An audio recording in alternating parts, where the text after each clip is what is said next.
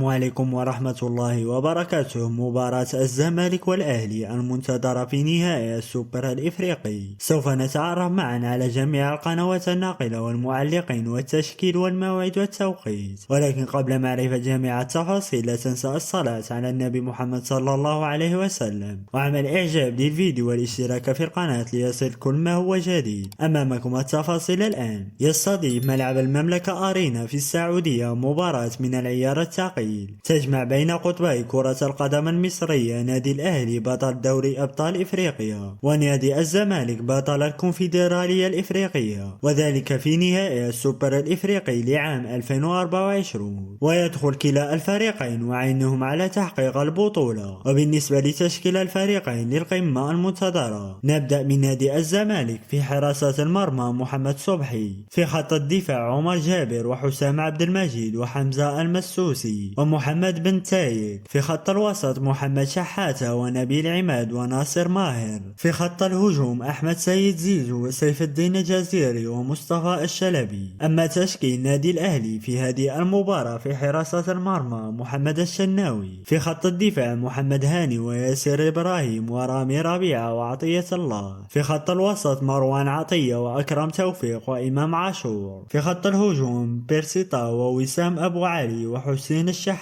ويمكنك مشاهدة المباراة حصريا عبر قناة بي إن سبورت القطرية، وقناة SSC السعودية، وقناة اون تيم سبورت المصرية، وقناة MBC2 مصر. ومعلقين هذه المباراة هم فارس عواد ومدحت شلبي وعصام الشوالي. المباراة سوف تلعب يوم الجمعة المقبل الموافق ل27 سبتمبر 2024، وسوف تنطلق صافرة بداية المباراة في تمام الساعة 7 مساء بتوقيت تونس والجزائر والمغرب، 8 مساء بتوقيت ليبيا والسودان، 9 مساء بتوقيت مصر والسعودية والكويت وقطر والعراق وسوريا